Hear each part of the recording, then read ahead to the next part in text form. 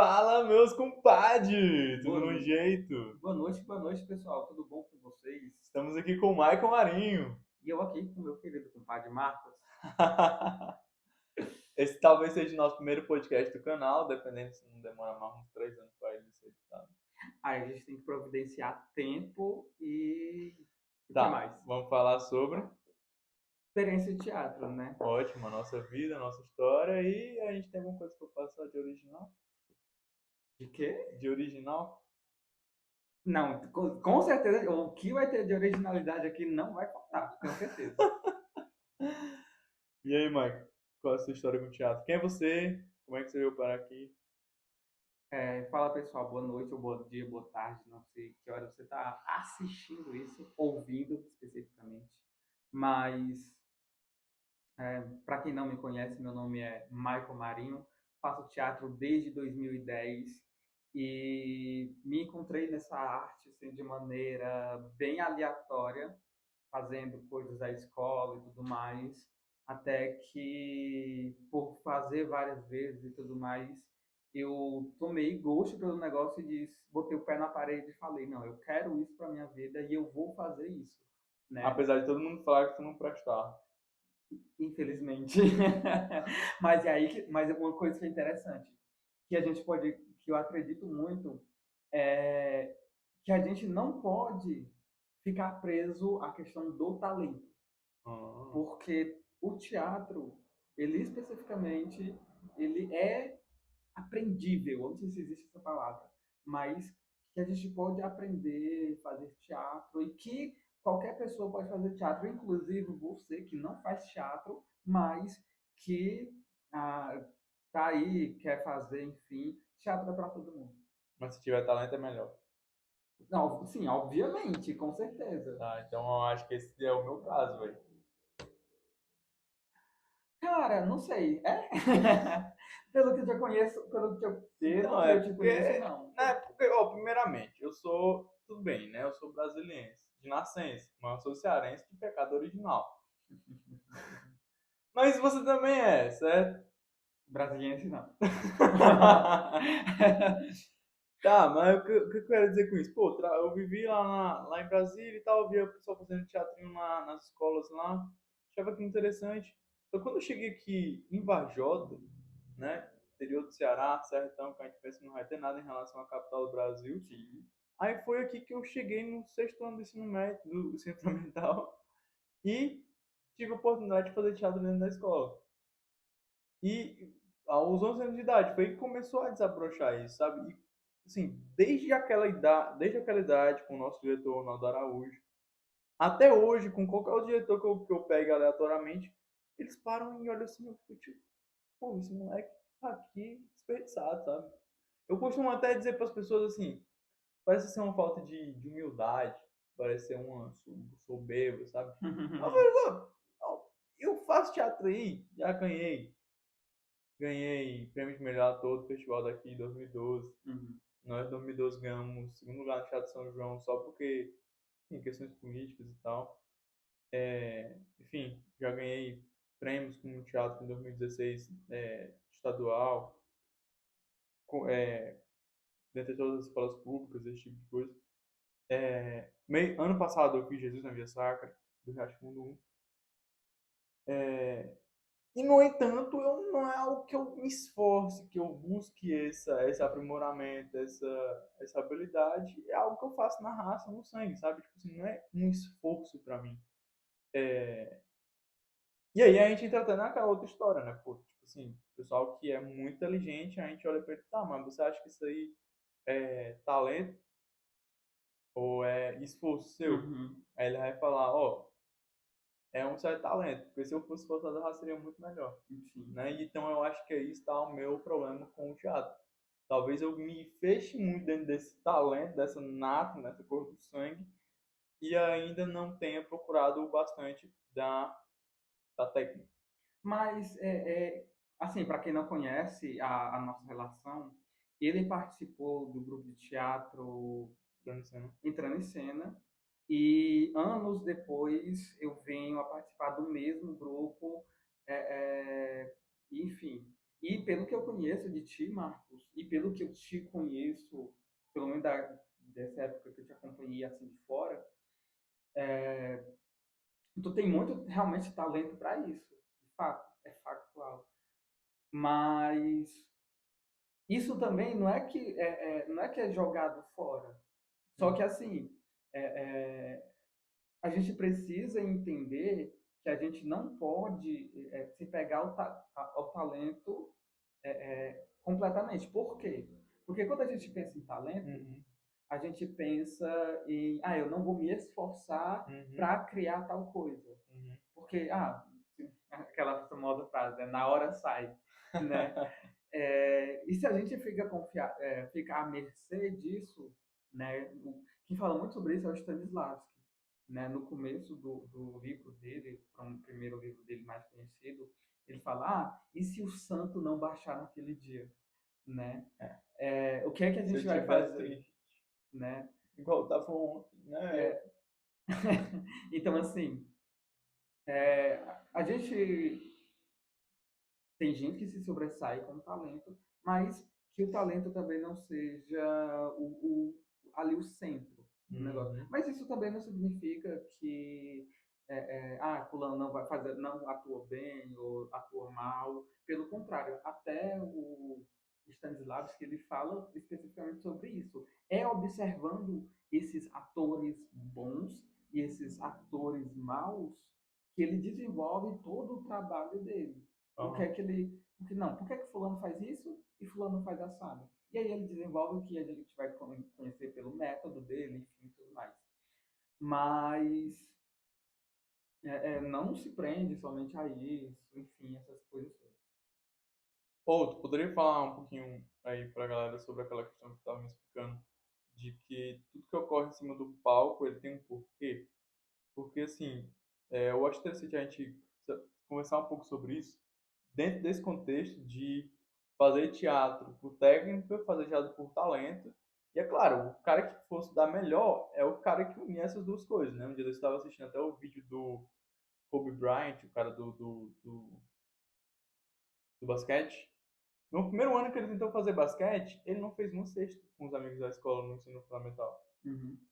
O pai dele olhou para ele e falou: Meu filho, eu vou continuar te amando, você sendo ou não um bom jogador.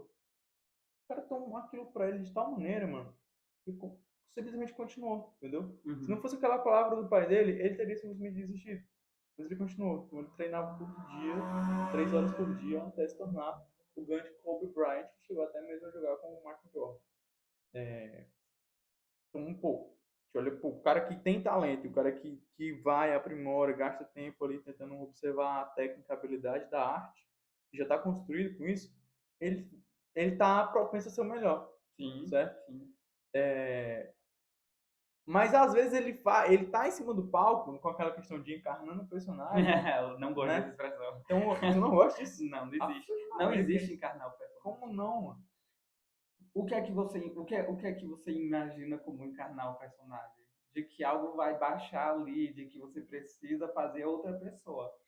Quando a gente vai pro palco, Eu imagino o Tespes ali na origem do teatro, ensinando o que Dionísio é e que deixando de ser acontece? Tespes. Normalmente, quando a gente vai fazer, a gente sempre pensa e leva para esse tipo de pensamento.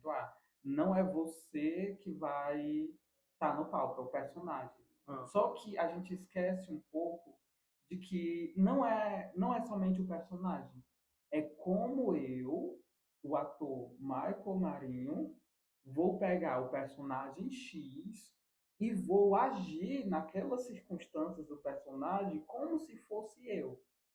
Como se fosse você. Por exemplo, Então a gente sempre está no palco consciente do que tá fazendo. 100%, 100%. Pessoalmente consciente e Sim. não sendo outro. Exatamente, sim. Imagina, todo, eu sei que já participou de várias oficinas. Ah. E todas as oficinas que eu creio a gente sempre busca essa consciência.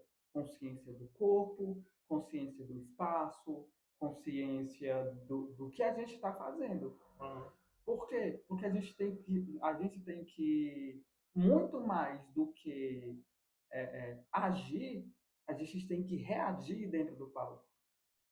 E principalmente as coisas que não estão preparadas ali, como coisas, esquecer fala, alguma coisa acontece que não estava previsto, enfim. Então, quando eu escuto muito essa questão de encarnar o personagem, a gente esquece muito dessa consciência de pesquisa do personagem, de eu pegar o papel ali, estudar o personagem, ver o que é que ele tem que fazer e continuar com isso no palco. Porque parece que às vezes a gente faz um trabalho de mesa, Uhum. um trabalho de personagem, e quando vai aplicar, é esquecido tudo que aconteceu, o que foi feito. Sim, não pode acontecer, porque senão você não está sendo uma pessoa integrada, você está sendo uma pessoa fragmentada.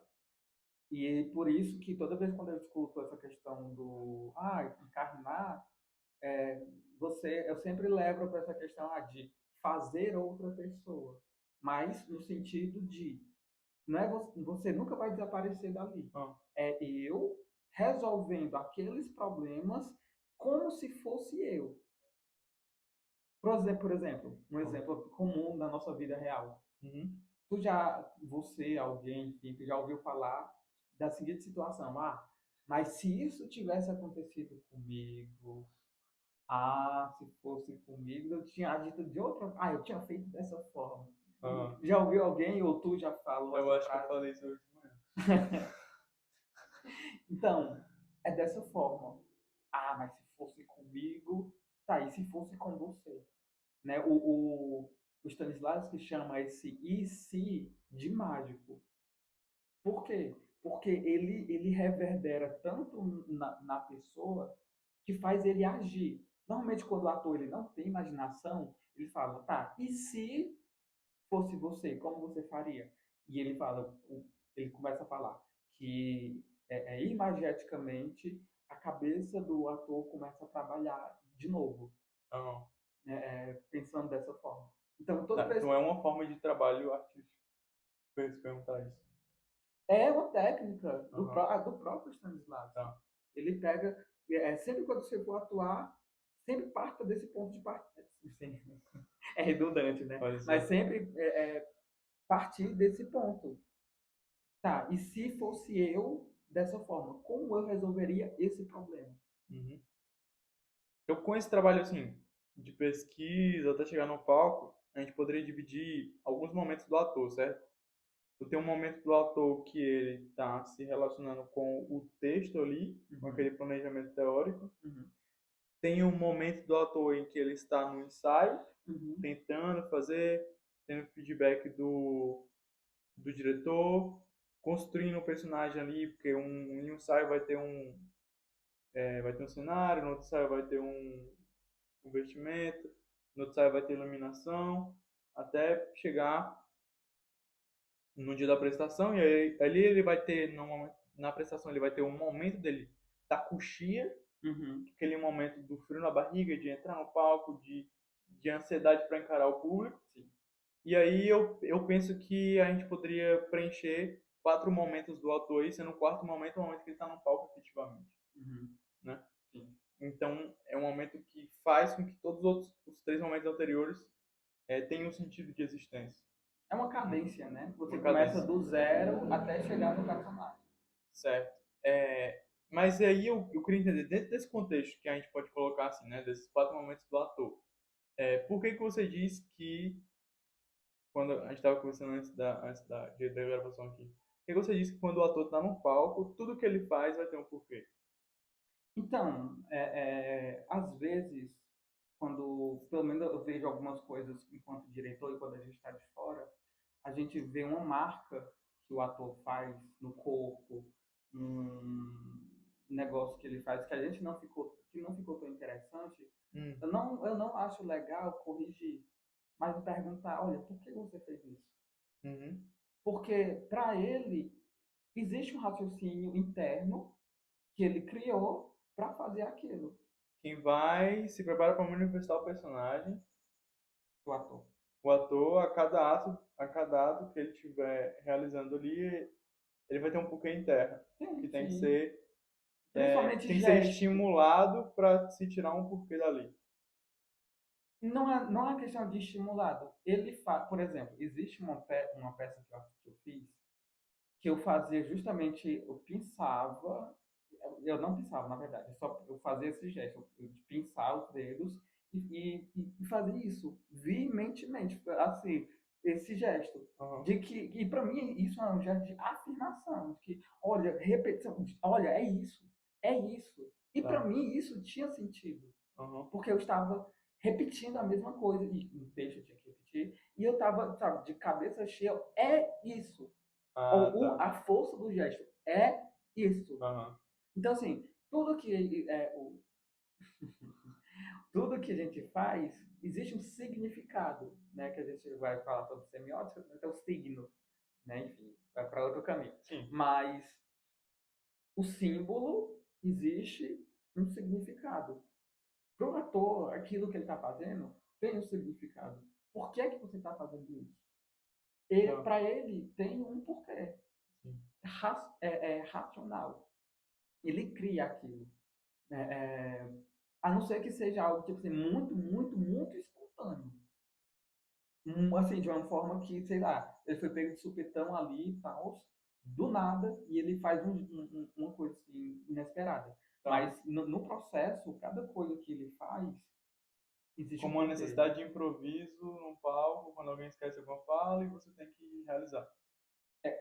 Nessas horas, é Ah. difícil acontecer esse Algo que pensamento tem um porquê, raciocínio. de fato. Esse pensamento de raciocínio. Mas quando você está no trabalho rigoroso ali, que o ator Aham. está fazendo ali, ele puxa a cadeira, ele senta, ele olha para algum lugar. Para ele tem um sentido. Certo. Beleza. É, E é incrível, ah, é incrível. Depois faz um teste. Tu tá vendo uma pessoa de fora e tal, aí, por que é que tu faz tal coisa? Ele tem um porquê. Faz o, gente, vocês se mexem com teatro e tal, é, se já ouviram sobre isso, querem testar a experiência, depois comenta aqui e fala pra gente sobre esse tipo de experiência. beleza. Tô. Então, bom, se um ator ele vai planejar um significado de um gesto no palco, nos 3 momentos anteriores, e aquilo, né, dá um sentido de vida para ele mesmo, por um reconhecimento, assim, tá no palco e tal. Ele vai buscar fazer teatro mais vezes, aquilo é prazeroso, tem um feedback do público, você tá, às vezes você usa o peça de teatro para ensinar algo para alguém, Uhum. para abrir o coração da pessoa, para ela conseguir ver melhor a verdade, apreciar mais a beleza, se abrir mais à bondade, à generosidade do dia a dia. Como você acha que você vivenciando no teatro está quanto tempo de teatro?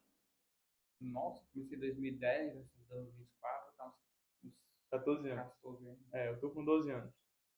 Então, como é que você diria que nesses 14 anos de teatro que você tem, como que o teatro influenciou a sua vida para você se tornar o que você é hoje e o que você ainda vê que você ainda, digamos assim, pretende com o teatro daqui para frente? Nossa, interessante essa pergunta, porque eu sempre parto também desse mesmo princípio, do como eu resolveria esse problema se fosse eu, Aham.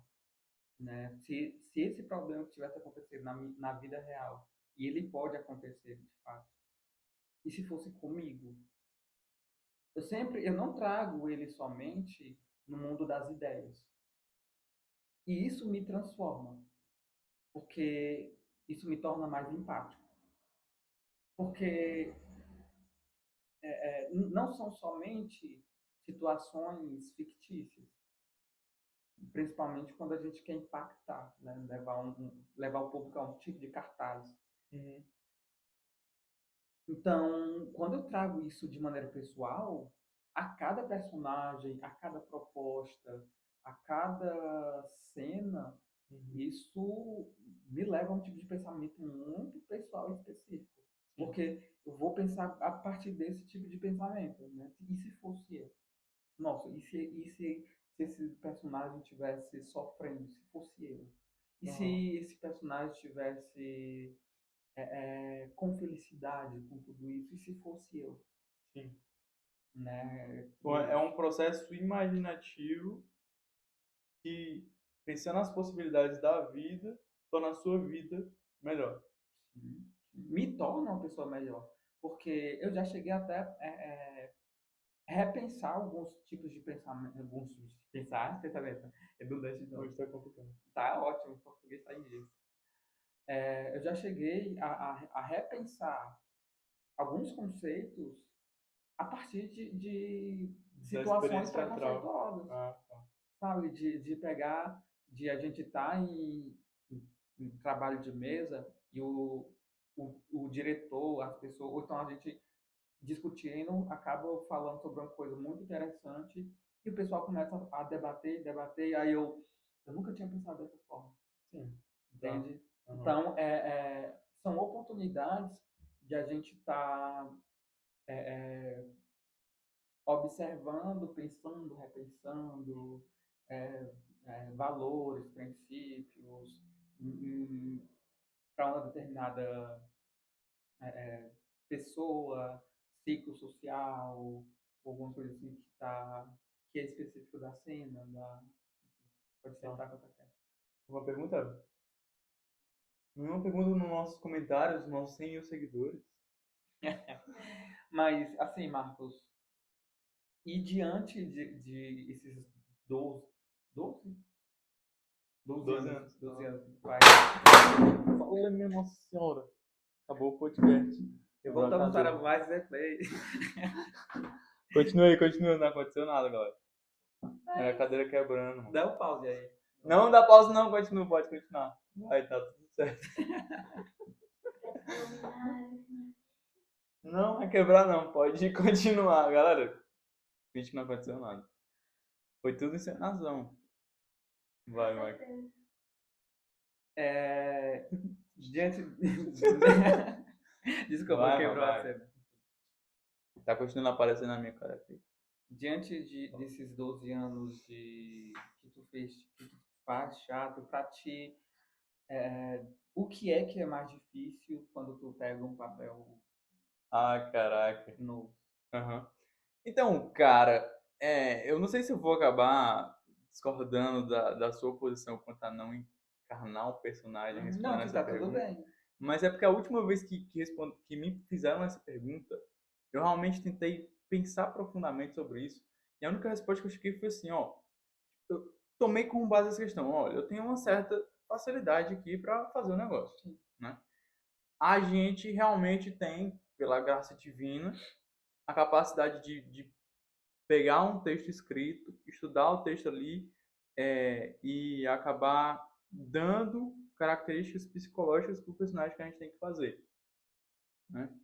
Então a gente infere do que está ali, como que aquele personagem deve ser, a gente aceita algumas características para aquele personagem que o nosso diretor vai nos sugerir, a gente trabalha com aquilo um certo tempo e tal, mas quando a gente para pensar assim, pô, se a vida do teatro é para fazer a gente ser uma pessoa melhor, isso significaria dizer que nós temos que nos tornar mais virtuosos fazendo teatro, né? Uma pessoa mais virtuosa é aquela pessoa que consegue viver na sua vida com mais ordem, certo? Então ela vai sempre fazer escolhas melhores. Ela vai deixar de escolher o mal em relação quando poderia escolher o bem. Ela vai deixar de escolher um mal menor, um bem menor, quando ela poderia escolher um bem maior, certo? Então nós poderíamos nos perguntar assim, pô, se teatro finalisticamente faz a gente uma pessoa melhor, independente da simples apreciação da beleza da arte, então a gente também pode se perguntar assim, pô, qual é o tipo de virtude que fazer a arte, se colocar na posição de artista e realizar a arte, quais virtudes uma pessoa que realiza isso ela pode ganhar de maneira, de certo modo, mais facilitada. Então, a minha maneira de responder essa pergunta é assim, ó, quando eu fazer um personagem, eu tenho que criar uma outra forma ali, que talvez não seja simplesmente eu, e para que eu a realize de maneira plena em cima do palco, para que as pessoas acreditem naquilo que está acontecendo, no meu entender, eu tenho que me desapegar de mim mesmo, Sim. certo? Então, de certo modo, é um movimento análogo ao movimento da humildade, em que você deixa o seu ego de lado, deixa o seu orgulho de lado, e você, digamos assim, se rebaixa para você poder entregar o seu corpo para aquele personagem, para que o ato daquele personagem age no coração das pessoas que estão ali, nem que seja simplesmente por uma. Não, eu não vou dizer simplesmente uma apreciação estética, mas eu gostaria de, realmente de trabalhar com o termo de apreciação da beleza. Uhum. A beleza ela sempre vai abrir aos corações a verdade e a bondade. Então, o que eu acho que é mais desafiante quando eu pego qualquer texto para fazer é justamente esse processo de deixar a mim mesmo e tomar a forma do personagem. Uhum. E aí, como eu já falei no começo, em outras conversas que a gente teve, o personagem que eu já fiz na minha vida nesses 12 anos, que foi mais desafiador para isso, nesse sentido, e que, bom, eu creio que seja para qualquer um, é justamente o personagem de Jesus Cristo, Uhum. a maior figura histórica que já existiu, Uhum. não somente enquanto figura histórica, enquanto homem, mas pô, enquanto Pelo que sendo ele ele representa, o assim. próprio Deus. Ah, e nesse sentido, quem a gente poderia citar de modo a ser um exemplo de maior humildade do que o próprio Deus, que sai do seu ser absoluto, entra no ventre de uma mulher, se faz carne, depois se dá, morre na cruz por nós e depois vira pão ainda na Eucaristia. Então, não há exemplo de humildade maior que esse. Uhum. E se um ator é convidado a interpretar Jesus Cristo, né? E aí foi o meu caso, interpretá-lo na via sacra, eu falei, pô, não tem convite maior para tentar buscar ativamente essa virtude da humildade do que essa oportunidade aqui. E aí eu passei justamente por esses 4 momentos do ator que eu estava te falando no começo. Uhum. Pegar o texto, estudar o texto, estava lá o texto da via sacra, comparar o texto com o que está nos evangelhos, outras fontes. Uhum. Tem um momento dos ensaios. E para esse contexto específico, de uma montagem de uma peça religiosa, eu acho que entra também um quinto momento do ator aí, que é o momento que a gente não está falando do ator enquanto ator, mas do ator enquanto pessoa vivente, enquanto pessoa que tem uma alma, que vai precisar de um outro momento também para interpretar um personagem desse tamanho. Ele vai também precisar de um outro momento, que é o momento de oração. Vai precisar de um momento de se concentrar em quem é esse personagem, qual a dignidade que ele teve. Ele teve uma dignidade tal que, olha, o cara que chegou mais perto dele nessa vida, no nível dele nessa vida, que foi São João Batista, falava, oh, não sou digno de desamarrar as sandálias dele. Uhum. Então, quem que era o pai de Marcos para falar que, pô, sou digno de interpretar Jesus Cristo, né? Então, eu acho que, de certo modo, eu tentei fazer esse esforço de desapego de mim mesmo para tentar me assemelhar a ele, Uhum. certo? E aí não seria uma questão de, sei lá, de encarnar o personagem, de encarnar Jesus Cristo, mas seria de fato uma questão de se é, assemelhar a ele a tal ponto, de maneira a falar como a Igreja Católica fala, que deve ser o objetivo do cristão, de se configurar a ele, né? Então, acho que esse é o maior desafio que eu já vivi nessa minha carreira, foi de se desapegar de si dessa maneira para poder viver um personagem querendo se configurar a ele, porque ele é uma pessoa existente real. Massa, massa. E dentro desses 12 anos, a Paixão de Cristo foi um ponto ápice de tudo que tu já viveu até então, ou tiveram outras? Olha, eu diria que sim, porque antes de eu fazer a Paixão de Cristo, se você me perguntasse assim, qual foi o personagem que você mais vivenciou, Uhum. que você encarnou realmente no palco? Não, foi personagem assim, o cara do sertão que vivia apaixonado por duas mulheres, Mas ele era meio abaitolado e o pai da mulher não queria deixar ele casar com as meninas. Pô, assim, tipo, o personagem brasileiro é uma coisa baixa, sabe? Não tem muita Uhum. virtude nisso. Pronto, esse foi o primeiro personagem assim que eu me lembro que, pô, eu me encarnei em cena. O outro foi o personagem que a gente foi apresentar lá no Teatro São João.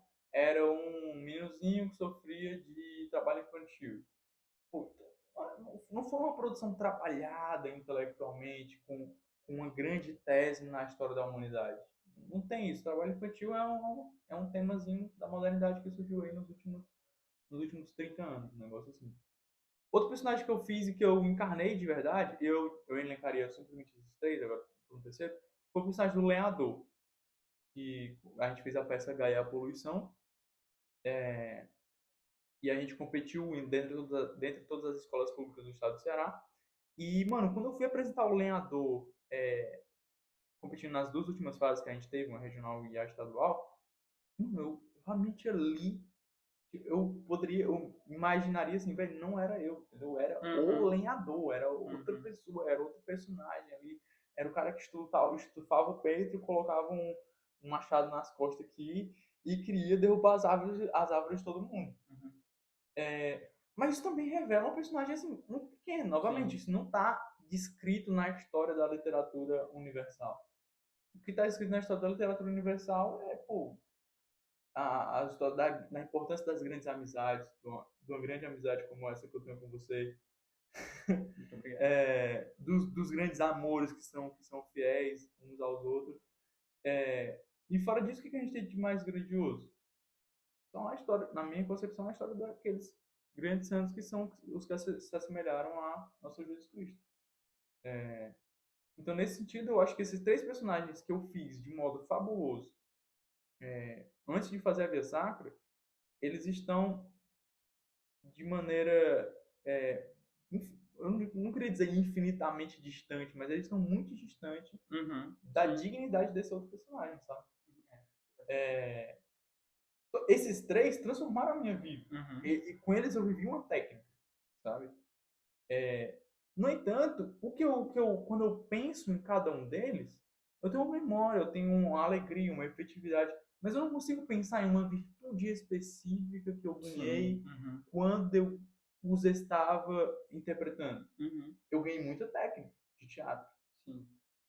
mas quando eu estava interpretando Jesus Cristo, eu ganhei virtudes, Uhum. sabe? Além da técnica, eu ganhei virtudes. Massa. Era essa a resposta que eu teria para dar. E eu queria te fazer uma outra pergunta, que seria, assim, a gente sabe que quando a gente começou, a gente não tinha muito fonte de pesquisa em Uhum. relação à técnica, Uhum. fonte mesmo de pesquisa, Quando eu comecei, eu não tinha internet em casa. com certeza. Então, é muito difícil quando a gente está no começo e a gente até mesmo não entende de teatro. E quando eu digo em todos os âmbitos, áreas, conhecimentos, enfim. Hoje, olhando para toda essa trajetória de 12 anos, de a forma como a gente acredita que seja bem semelhante, como é que tu hoje falaria, ou então começaria a estudar teatro, ou indicaria como estudar teatro para alguém que não tem o mesmo tipo Uhum. de acesso ao teatro, uma vez que eu acredito que tu pensa muito, que a gente pensa muito, eu acredito que é um Uhum. dos princípios que a gente aprendeu muito na nossa época, que é teatro a gente se faz lendo, vendo e fazendo, Aham. né? Perfeitamente. Então, diante disso, como você apresentaria um itinerário, um caminho, uma forma Tá, para se estudar teatro ou não existe uma beleza. forma? Tá, então vamos fazer o seguinte, eu vou responder essa pergunta e depois eu vou fazer a pergunta para você de como estudar teatro, tendo condições de buscar o teatro mesmo, Uhum, certo? E aí depois a gente tenta encerrar, dar um fim e a claro. gente termina, tá bom? Ok. Pô, assim, todos os encontros amigáveis, eles são gostosos, é bom e tal, Mas também é bom que eles terminem com um gostinho de quero mais. Bom, então, respondendo a pergunta, né? Como buscar fazer teatro ou ser bom nisso, sem que você tenha, digamos, os meios ideais de buscar isso. Bom, você vai buscar na sua realidade, nas suas circunstâncias. Então, eu me lembro muito bem, eu estava com 14 anos, eu tive uma professora, ela estava terminando a graduação dela de letras, e ela falou, pô, vou fazer um TCC de entrevista de contação de histórias do meu avô. Então ela era aqui da cidade, né? O avô dela é como aquela caricatura dos velhinhos do sertão, que gostam de contar muitas histórias, e na época deles, eles tinham uma capacidade muito grande de decorar histórias vividas, vivenciadas, o nome de famílias inteiras, o nome dos cachorros que eles tinham a cada ano, que os vizinhos tinham, esse tipo de coisa. Por quê? Porque eles não eram afetados por outros meios que nós somos afetados hoje. Sim. Né? Não tinham vícios que hoje nós temos. Sim. Então eles tinham uma capacidade de memorização melhor do que a nossa, de certo modo. E era gostoso escutar esses homens falando. Porque era o que eles faziam para se divertir, até mesmo no tempo que não tinha novela, né? Então, esses vovôs eram desse tempo. Você escuta eles falando, você fica de boca aberta, e fala, caraca, como é que esse cara conseguiu absorver tanta história, sendo realmente... Você olha para a pessoa contando uma história, qualquer, você vê que ela encontrou uma unidade dentro de si para contar aquilo daquela maneira. Então, isso é algo... Essas pessoas são pessoas dignas de se prestar atenção, são pessoas dignas de você abraçar elas na sua circunstância e tomá-las como personagem, tomar os personagens das histórias delas, sabe? E contrastando com outros níveis da sua própria história e você ir construindo com isso. Então, quando a gente fala assim de formação do imaginário, não é necessariamente acesso a livros. Você tem que aproveitar o imaginário que está disponível na sua realidade. Sim. Se é um passarinho começando a cantar 4 horas da manhã, se é um passarinho cantando à noite, que é estranho, né? Só alguns pássaros noturnos e macabros cantam à noite, né? E aí tem as histórias, sei lá, vamos pegar pela noite, né? Tem as histórias das almas que aparecem nas encruzilhadas à noite e tal. Então você vai tecendo tudo isso com o seu dia a dia, com as suas dores, com as suas lembranças, com o seu imaginar, aquela coisa que você estava falando. E se, pô, o Santo Agostinho, ele chegou na idade da razão dele, ele perguntou, pô, ele tentava fazer o exercício assim, pô, vamos tentar confessar todos os pecados, meus pecados ano a ano. Aí ele foi regredindo, regredindo. Aí ele chegou a confessar os pecados que ele cometeu na infância, quando ele não tinha memória. Qual era a infância? Pô, ali, mamando o leite da mãe dele, ele confessou o pecado que ele tinha sede ávida por aquele leite dos peitos da mãe dele e não queria compartilhar com outra pessoa. Entendeu? Sim. Então é algo que você tem razão hoje, você pode imaginar como foi anteriormente, olhando como os bebês são amamentados hoje em dia. Ou seja, a fonte de imaginação, de memória, de arte, ela está emanando na realidade. Certo? Então, quando você fala, Stanislavski criou uma técnica, Debrecht criou outra, outro criou outra, olha, você tem total liberdade para criar a sua. Você não pode dizer que elementos da sua técnica são totalmente originais. Você não pode afirmar que ninguém conseguiu ver a realidade da maneira como você viu. Certo? Mas você está fazendo a sua parte no trabalho da coisa. Sabe? Então, assim, outra coisa, sei lá, tem os mandamentos da igreja, né? Fala assim, pô, honrar pai e mãe. Então, você vai respeitar a autoridade do seu pai e da sua mãe. Aí você tá lá tentando fazer teatro, tentando fazer uma peça, chega e seu pai fala, não faz não, você tá fazendo isso muito, muito feio, essa parte, não sei o quê. Aí você vai olhar para os seus velhos e você vai falar, ó, pode ser que eles tenham razão. Você vai falar você vai fazer a mesma peça para os seus amigos, semelhantes a você, estão na mesma escola que você, eles vão te aplaudir, vão te agradecer por aquilo. Então, qual é a diferença entre a maneira com que seus amigos estão vendo você manifestando a arte e os seus pais vendo você manifestar a sua arte, né? Em quem você vai acreditar, afinal? Qual é o melhor jurado nesse momento? Então, pode ser que os seus pais realmente estão tendo uma visão sobre a arte personagem que você está atuando, ter uma visão mais transcendental. fora desse mundo material. Olha, isso aqui que você está manifestando não é algo virtuoso. Ele não está ensinando virtude para as pessoas. Não está servindo de virtude para você mesmo. Enquanto seus coleguinhas, eles vão estar na mesma faixa etária que você, eles podem estar presos simplesmente nesse mundo material. Então, assim, é o pessoal que escuta a história do vovô, mas pega só as partes que são engraçadas para rir. Uhum. Eles não absorvem aquilo dentro de si, para que, como o vovô fez, eles unam aquilo dentro de si e formem uma unidade, sabe? Que tem uma constância de vida. Então, é algo de quando você não tem acesso, é algo digno de você prestar atenção nesses dados da realidade. Ó. Em quais pessoas eles vão ter opiniões mais confiáveis, opiniões que demonstrem maior amor por mim. E quando você atua, aquilo que você estava dizendo, você não pode ser uma outra pessoa totalmente diferente. Uhum. Você, de certo modo, está levando a sua história para ali. Então, você tem que articular a sua unidade com um personagem que você vai estar fazendo ali no palco. Tá certo? Bom, então agora eu te pergunto.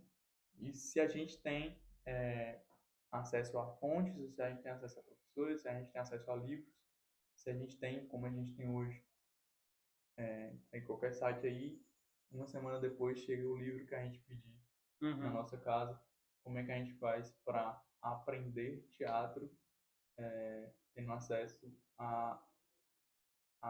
ao conhecimento de qual mundo da técnica, por onde buscar, por onde começar. Caraca, velho, isso é muito difícil de responder, uma vez que a gente tem muita coisa à nossa mão. Primeiro, não existe uma técnica que é correta. Como assim não existe uma técnica que é correta? A gente, Pega água lá para mim. a gente Tá fala, lá. a gente fala Desculpa. muito de Stanislavski, porque ele foi o precursor Uhum. de montar não, vou ser cancelado por isso, mas enfim, vou falar. Como se fosse uma receita de bolo, um passo a passo para você chegar a uma boa atuação, Uhum. né? E a partir de que as pessoas começaram a perceber isso, aí pronto, aí o Stanislavski ele vai para os Estados Unidos e daí surgem outros tipos de técnicas de atuação que a gente hoje a gente conhece como atuação americana. Muito depois vem o Grotowski, vem o Meyerhold, enfim, vem uma pancada de gente, várias técnicas, e a gente fica com muita informação de técnica, de coisa, e cada um serve para um tipo específico de teatro, atuação, enfim. Cabe a gente pegar um de cada lugar, juntar numa panela só e fazer aquela sopa. Então, assim, como é que eu devo fazer? Atuação, eu sugiro que você comece entendendo um pouco da ideia do Stanislavski e também pesquisando, se possível, tiver acesso às outras técnicas americanas. Mas acho meio difícil. Não, não é impossível, mas é possível achar sim. Sobre você precisa treinar a sua voz, você precisa treinar a voz, você não precisa ser um cantor extraordinário, mas aqueça a sua voz, tenha preocupação das cordas vocais, de falar alto, de falar baixo, de aquecer a voz, é, tenha preocupação em consciência corporal, no sentido, o que é que eu vou fazer quando eu estou em cena, o que é que eu vou fazer quando eu estou em determinados lugares, como eu reajo a cada coisa, e como é que os outros coleguinhas em cena reagem comigo. Então, são aspectos interessantes. Especificamente dentro da internet, eu sugiro muito em livro. Pegue PDF mesmo. Que você acha na internet a rodo sobre PDF de teatro. Né? Eu tenho um PDF, assim, um drive só de teatro, dividido em texto, artigo e livros. Então, é só teatro nesse negócio, que eu peguei fazendo um garimpo mesmo de Sim. internet. Então, existe essa facilidade, leiam isso, e se vocês tiverem a oportunidade de achar um podcast, algo que te dê de fato um, uma base, vai e consome tudo isso e pratica. Mas basicamente seria esses os pontos assim bem assim, para procurar e começar a Certo. fazer. Bom, então, como essa gravação vai ser distribuída em duas plataformas diferentes, você faz a propaganda da sua plataforma para os meus e eu faço a propaganda da minha para os seus. Começa com você. Ótimo, então nós estamos aqui. Eu aqui é o perfil do mundialmente famoso Compadre Marcos no YouTube. Certo, galerinha? Hoje nós estamos falando aqui, né, com o nosso querido compadre Marcos, né, nosso querido amigo, que a gente vai falar sobre uma breve conversa e tal, um bate-papo bem interessante sobre teatro. E nos siga no nosso podcast e no Spotify, Cultura Pod. Cultura pode. Cultura Pod. Ela da mãe. Então eu tenho outros canais aqui no YouTube também. Eu tenho um canal de Compadre Marcos de aprendizagem, em que eu trato sobre como ser um estudante de alta performance, em suma. Eu tenho um canal de Compadre Marcos de veterinária também, que é a minha área de atuação profissional. Uhum. E tem um outro canal que eu estou começando também, é o Compadre Marcos Apostolado, onde eu trato mais temas de religião e catolicismo. Certo? É isso. Algo mais para falar para a galera dessa entrevista, essa pequena conversa? Acompanha a gente, com certeza, se tiver bons engajamentos, a gente pode pensar em outros formatos de continuar esse bate-papo. E se você não me conhece, acessa ator Michael Marinho no Instagram, ator Michael Marinho, e adiciona, segue lá. De vez em quando eu tô postando alguma coisa. Top, maravilha. Eu queria agradecer e mandar um grande abraço também para os nossos amigos Monique Vieira e o João Luiz. É isso, pessoal, com certeza. Pessoal, forte abraço. Estávamos ansiosos por esse encontro e pensando muito em vocês. Muito obrigado por todos vocês terem acompanhado até aqui. E agora a gente vai ver como é que sobrou dessa cadeira aqui, né? Vamos lá. Que mano, que foi isso? Guilherme.